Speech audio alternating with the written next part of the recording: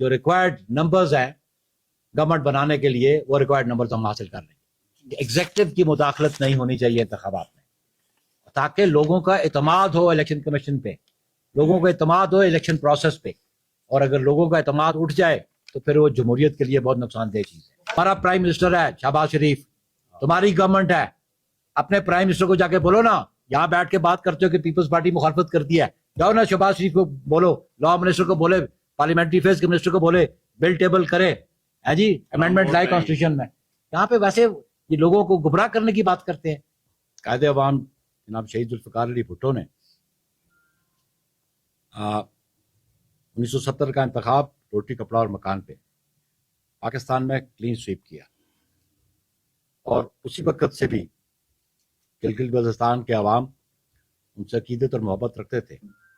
جب وہ تشریف لائے یہاں پہ تو ہمارے موجودہ جو تنظیم ہے انہوں نے ایک بڑا زبردست کام کیا تھا حق حاکمیت اور حق مالکیت کا. تو یہ قائد عوام شہید ذوالفقار علی بھٹو نے یہاں پہ حق حاکمیت کی بھی بات کی اور حق مالکیت کی بھی بات کی, اور یہاں کے لوگوں کو ایک پرانے نظام سے نجات دلوائی. اس کے بعد محترمہ بے نظیر بھٹو صاحبہ نے 1994 میں لیگل فریم ورک آرڈر کے ذریعے یہاں پہ اسمبلی کا وجود آیا, کونسل کا, اور ڈپٹی چیف ایگزیکٹو پہلی دفعہ یہاں پہ منتخب ہوا. اور پھر جب آصف علی زرداری صاحب نے آپ کو پروونشل سٹیٹس دیا, یہاں پہ چیف منسٹر بھی ملا, آپ کو گورنر بھی ملا, تو یہ پاکستان پیپلز پارٹی کی ماضی کی کارکردگی ہے. اور ہر انتخابات میں جب کوئی بھی امیدوار میدان میں ہوتا ہے تو ووٹر ضرور سوچتا ہے کہ کس جماعت سے اس کا تعلق ہے, کون سی اس کی قیادت ہے, اور ان کا منشور کیا اور ان کی ماضی کی کارکردگی کیا ہے. پاکستان پیپلز پارٹی کی قیادت آپ کے سامنے ہے. چیئرمین بلاول بھٹو زرداری, محترمہ کے فرزند قائد عوام کے نواسے آصف علی زرداری صاحب کے بیٹے ہیں, وہ لیڈ کرتے ہیں پاکستان پیپلز پارٹی کو. اور کارکردگی آپ کے سامنے ہے کہ یہ سٹیٹس آپ کو ملا ہے یہ پاکستان پیپلز پارٹی نے دیا. ایک تو شناخت تھی, پہلے تو اس کو ناردرن ایریا کہا جاتا تھا, لیکن یہ پاکستان پیپلز پارٹی نے اس کو گلگت بلتستان کا نام دیا. تو ابھی ہم سمجھتے ہیں کہ عوام کو موقع ملنا چاہیے کہ وہ آزادانہ طور پہ اپنی رائے کا اظہار کر سکے. الیکشن کے قوانین پہ الیکشن کمیشن کا کام ہے کہ الیکشن کمیشن ان قوانین پہ عمل درآمد کروائے اور انشور کرے چیف کمشنر جی بی کہ یہ جو 24 سیٹوں کے انتخابات ہیں یہ فری فیئر اور ٹرانسپیرنٹ طریقے سے ہوں گے. لیکن ہم نے محسوس کیا کہ چیف کمشنر صاحب نے ایک این او سی جاری کیا پرائم منسٹر آف پاکستان کو کہ وہ یہاں آ کے انہوں نے بہت سارے پروجیکٹس اناؤنس کیے. میں سمجھتا ہوں کہ چیف الیکشن کمشنر صاحب نے اپنی ذمہ داری نہیں نبھائی, انہوں نے قوانین کو مد نظر نہیں رکھا. پاکستان میں بھی کوڈ آف کنڈکٹ جو ہے, کوڈ آف کنڈکٹ کی وائلیشن پہ نوٹسز ایشو ہو جاتے تھے. چیئرمین بلاول بھٹو کو بھی پچھلے انتخابات میں بھی کوڈ آف کنڈکٹ کے حوالے سے نوٹسز ایشو ہوئے. ہمیں پاکستان میں بھی کوڈ آف کنڈکٹ ہے, اس کو اگر کوئی وائلیٹ کرے تو اس کو نوٹسز ایشو ہوتے ہیں.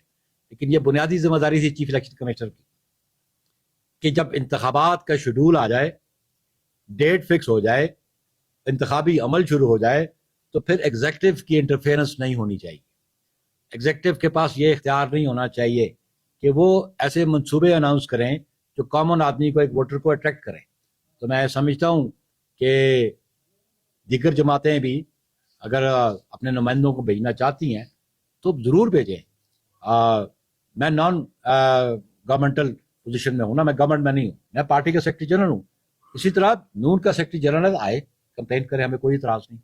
آئی پی پی کا آتا ہے تو آئے, لیکن منسٹرز جو ہے وہ ادھر آ کے بیٹھ کے تو انتخابی مہم میں وہ شرکت کرے, شریک ہوں اور ووٹر کو اٹریکٹ کرنے کے لیے منصوبے اناؤنس کرے, تو یہ free fair and transparent election نہیں ہوں گے. اس لیے ہماری درخواست ہے چیف الیکشن کمشنر صاحب سے کہ آپ اس بات کا نوٹس لیں. ہمارے علم میں بات آئی, آپ نے جو این او سی جاری کیا تھا اس میں آپ نے لکھا تھا کہ جی کینڈیڈیٹس اس فنکشن میں نہیں جائیں گے, لیکن اس کے باوجود جو ویژولز ہم نے دیکھے اس میں ایک جماعت کی قیادت وہاں بیٹھی ہوئی تھی, ان کے امیدوار بھی وہاں بیٹھے ہوئے تھے. لیکن نوٹس لیا, لیکن اس کو انشور کریں کہ یہ آئندہ انتخابی عمل میں یہ شریک نہیں ہوں گے. عہدیدار ان کے ہیں, گورنمنٹ کی پوزیشن میں نہیں ہے, ہم انہیں خوش آمدید کہتے ہیں. ہم بھی آئے ہیں یہاں پہ پارٹی کی کمپین کرنے کے لیے, اپنے کینڈیڈیٹس کی کمپین کرنے کے لیے, اس لیے وہ اپنے عہدیدار بھیج دیں, کمپین کر لیں, ہمیں کوئی اعتراض نہیں ہوگا. دوسری اہم بات جو میں کرنا چاہتا تھا, میں اس لیے آپ کے پاس حاضر ہوں, ایک کنفیوژن کریٹ کیا جا رہا ہے یہاں پہ. ایک جماعت کا جو لوکل پریزیڈنٹ ہے وہ امیدوار بھی ہے, میرے علم میں یہ بات آئی کہ بہت جگہ اس نے اناؤنس کیا کہ جی بی کے لیے نیشنل فائنانس کمیشن میں شیئر ہونا چاہیے, اور پیپلز پارٹی اس کی مخالفت کرتی ہے, یہ انہوں نے کہا. تو میں اس کی وضاحت کے لیے بھی آپ کے پاس حاضر ہوں کہ میں اس کو وضاحت کر دوں. آرٹیکل 1 جو ہے پاکستان کے آئین کا, آپ اس کو دیکھ لیں, اس میں کون کون سی علاقوں پہ مشتمل پاکستان ہے, آپ اس کو دیکھ لیں. تو میں تھوڑا سا پڑھ کے آپ کو سنا دیتا ہوں کہ the republic and its territories, republic اور اس کے ساتھ جو ٹیریٹریز ہیں, the territories of Pakistan shall comprise the province of Balochistan, Khyber Pakhtunkhwa, Punjab and Sindh, Islamabad capital territory, such states and territories as are or may be included in Pakistan whether by accession or otherwise. مجلس شورا اس کے لیے قوانین بناتی ہے.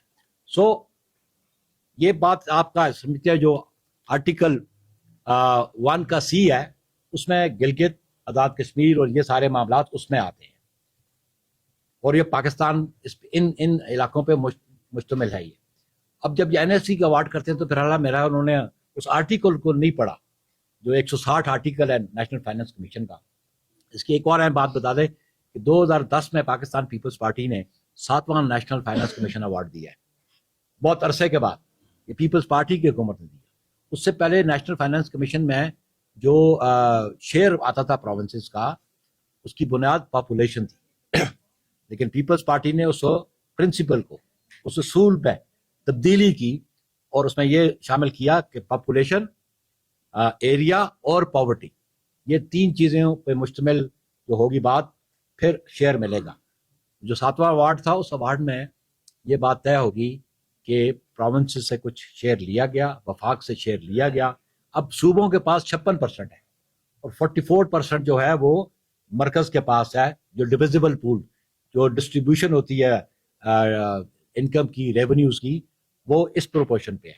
18ویں ترمیم میں ہم نے یہ ضرور کیا, ہم نے کہا کہ جو last finance national financial commission award کا ہوگا, اس کی جو پروپورشن ڈیسائیڈ ہوگی ہے, اس کو صوبوں سے آپ چھین نہیں سکیں گے, صوبوں سے آپ اس کو کم نہیں کر سکیں گے.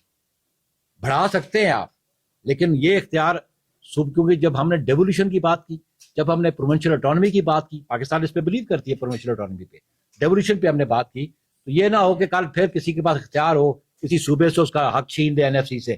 اس لیے یہ قدغن آئین میں رکھی گئی ہے. میں اب یہ عرض کرنا چاہتا ہوں کہ اپنے اس ساتھی سے جو کہتا ہے کہ پیپلز پارٹی مخالفت کرتی ہے, پیپلز پارٹی قدر مخالفت نہیں کرتی ہے, اور اس کا حل بھی میں آج دے کے جاؤں گا کہ ہم کیا چاہتے ہیں کہ کس طرح ہونا چاہیے.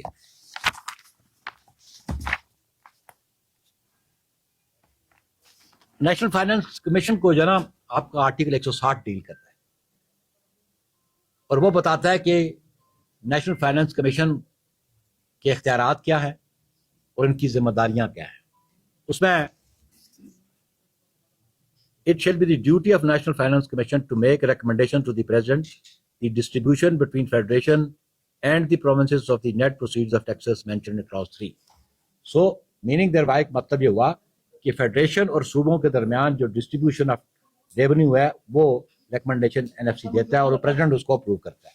اب اس میں پروونسز کا ذکر ہے, اسٹیٹس کا ذکر نہیں, یا جو ایکسیڈ کرے گی یا ایگزسٹ کرتی ہیں. اگر یہ سمجھتے ہیں کہ این ایف سی ایوارڈ میں شیئر گلگت بلتستان کا ہے, تو میں نے کہا تمہارا وزیر اعظم بیٹھا ہوا ہے, جس جماعت کو تم ریپرزینٹ کرتے ہو اس کی جماعت کی گورنمنٹ ہے پاکستان میں, اور اپنی قیادت کو بولو کہ وہ کانسٹیٹیوشن میں امینڈمنٹ لے کے آئے. این ایف سی ایوارڈ کا جو آرٹیکل ہے اس میں امینڈمنٹ لے کے آؤ, جہاں پروونسز لکھا ہے وہاں پہ ایڈ کرواؤ, جی بی بھی ایڈ کرواؤ, کشمیر والے بھی کشمیر کو بھی ایڈ کروائیں. ہمیں پاکستان پیپلز پارٹی تو کوئی اعتراض نہیں ہے,